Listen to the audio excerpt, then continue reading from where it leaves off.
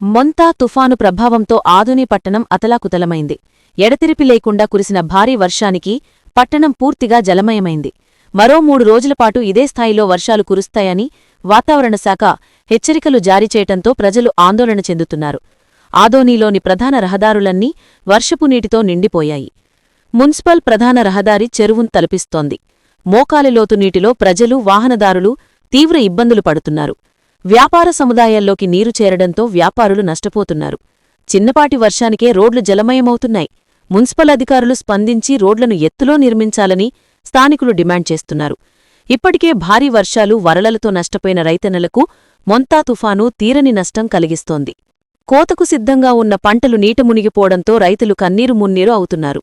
ప్రభుత్వం తక్షణమే స్పందించి తమను ఆదుకోవాలని రైతులు కోరుతున్నారు. మరో 3 రోజులపాటు భారీ వర్షాలు కురిసే అవకాశం ఉండటంతో ఆదోని ప్రజలు భవిష్యత్తుపై ఆందోళన చెందుతున్నారు.